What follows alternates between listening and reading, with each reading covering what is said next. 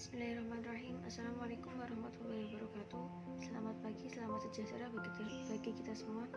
Yang terhormat Ibu Faridatun Imah MPD, selaku dosen pengampu sejarah peradaban Islam, dan teman-teman semua yang saya sayangi.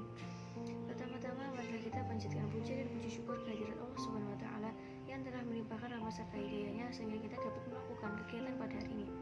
Yang kedua, selawat serta salam terlimpah curahkan kepada junjungan kita Nabi Agung Muhammad SAW.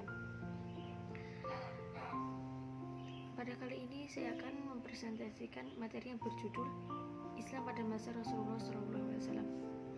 Sebelumnya, kami dari kelompok 2 yang beranggotakan Asrah Rambu Humairah Hidriani, Aulan Rizka Syarida, saya sendiri, Wijanti Retno Cahyani. Islam pada masa Rasulullah SAW dibagi menjadi dua, yaitu periode Mekah dan periode Madinah. Pada periode Mekah, Rasulullah melakukan dakwah secara sembunyi-sembunyi dan terang-terangan. Dan pada periode Madinah dimulai dengan hijrahnya Rasulullah dan kaum Muhajirin ke Madinah.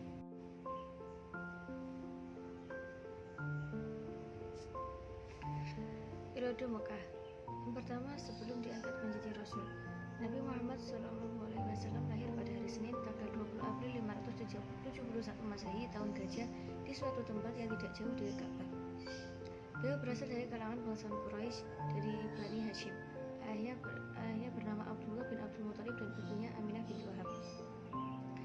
Beliau melakukan dua jenis pekerjaan yang dilakukan sebelum menjadi Rasul, yaitu mengembala kambing dan berdagang. Sebagai seorang pemuda, beliau tidak mengikuti kebiasaan masyarakat pada waktu itu, seperti minum khamr, berjudi, mengunjungi tempat-tempat hiburan, dan menyembah berhala. Beliau dikenal sebagai seorang yang pemaaf, rendah hati, berani, dan jujur, sehingga beliau dijuluki sebagai Al-Amin. Saat menjadi pedagang, Rasulullah bertemu dengan Khadijah dan akhirnya menikah pada saat itu, yang beliau berusia 25 tahun, Khadijah berusia 40 tahun. Khadijah selalu memberi motivasi kepada Rasulullah, terutama saat beliau menerima wahyu. Yang kedua, diangkat menjadi Rasul saat usia 40 tahun, tepatnya pada tanggal 17 Ramadan 611 Masehi. Nabi Muhammad mendapat wahyu yang pertama, yaitu surah Al-Alaq ayat 1-5 dengan perantaraan malaikat Jibril.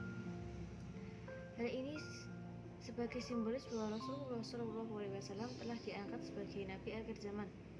Setelah kurang lebih 2 tahun peristiwa tersebut, malaikat Jibril datang kembali membawakan wahyu yang kedua, yaitu surah Al-Mudaththir ayat 1-7. Dengan turunnya wahyu yang kedua ini, beliau diperintahkan untuk menyampaikan dakwah.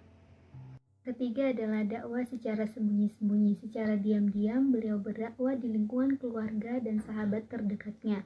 Diterima oleh istrinya Khadijah, anak pamannya Ali, anak angkatnya Zaid bin Haritha, serta sahabat dekatnya Abu Bakar. Melalui Abu Bakar, masuk Islam pula Utsman bin Affan, Zubair bin Awam, Sa'ad bin Abi Waqqas, Abdurrahman bin Auf, Thalha bin Ubaidillah, Abu Ubaidah bin Jarrah, dan beberapa budak dan fakir miskin. Dakwah ini berlangsung selama 3 tahun. Yang keempat adalah dakwah secara terang-terangan.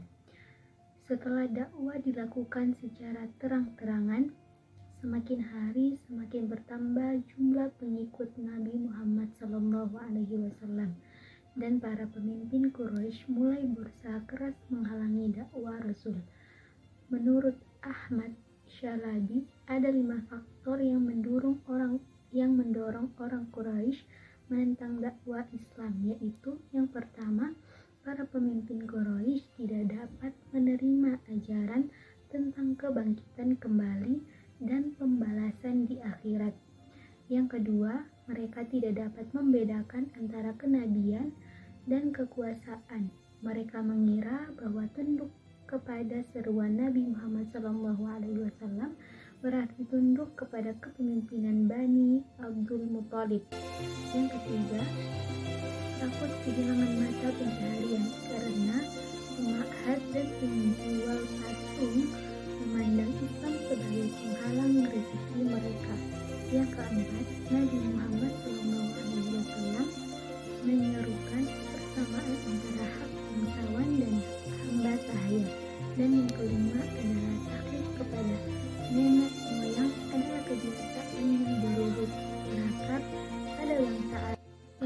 kedua adalah tantangan kaum Quraisy. Pertama, membujuk. Karena kekuatan Nabi terletak pada perlindungan Abu Thalib yang amat disegani itu, mereka meminta Abu Thalib memilih satu di antara dua, yaitu memerintahkan Muhammad agar berhenti dari dakwanya atau menyerahkannya kepada mereka untuk dibunuh. Yang kedua, mengintimidasi. Karena gagal dengan cara membunuh, para pemimpin Quraisy melakukan tindakan kekerasan lebih intensif dari sebelumnya. Budak-budak yang masuk Islam disiksa tuannya dengan sangat kejam.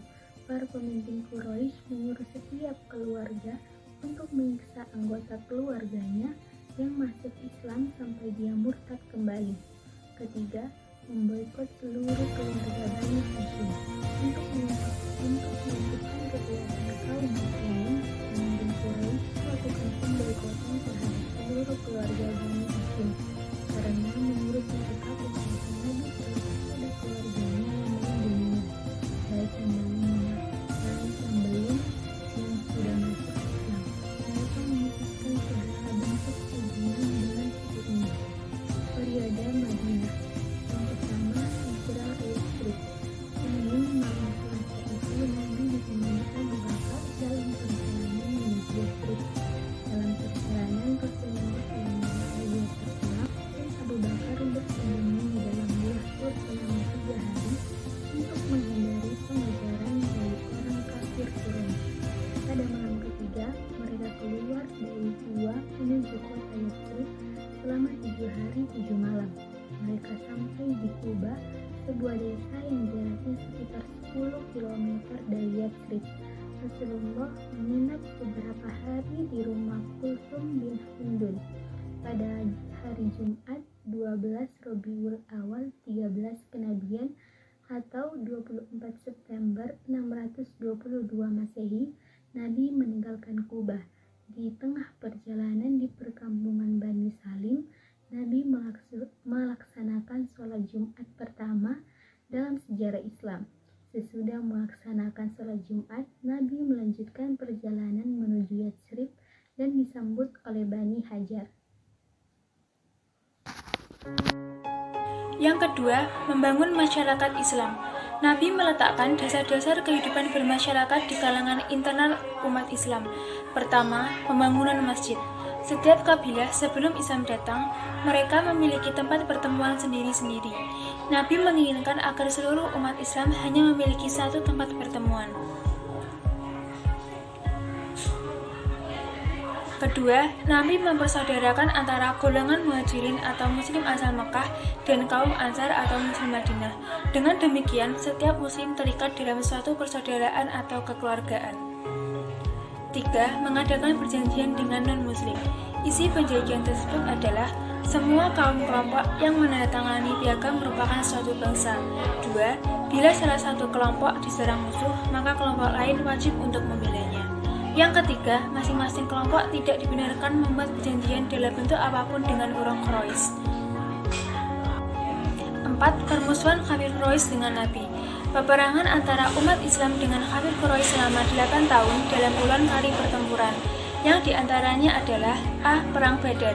Sebab utamanya adalah untuk memenuhi tekad kafir Quraisy membunuh Nabi yang berhasil meloloskan diri ke Madinah dan menghukum orang yang melindunginya. B. Perang Uhud.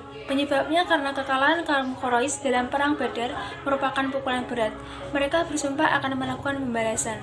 C. Perang Khandaq. Perang ini selain disebut Perang Azab atau Perang Sekutu, juga Perang Khandaq atau Parit. Yang kelima, Perjanjian Hudaybiyah. Isi perjanjian tersebut adalah 1. Kaum muslimin belum boleh mengunjungi Ka'bah tahun ini, tetapi ditunda sampai tahun depan. 2. Orang kafir Mekah yang ingin masuk Islam tanpa izin walinya harus ditolak umat Islam.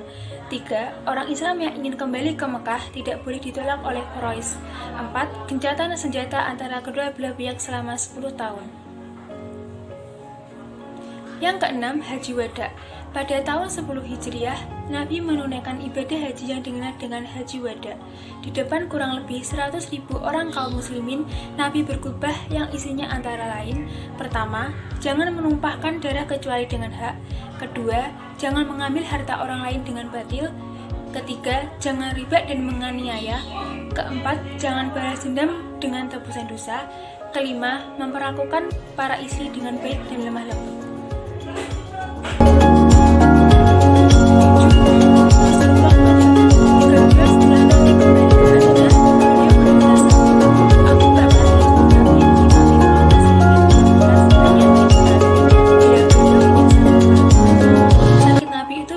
Selama 14 hari. Akhirnya, beliau mengembuskan nafas terakhir pada hari Senin 12 Rabiul Awal 11 Hijriah dalam usia 63 tahun di rumah istrinya Aisyah.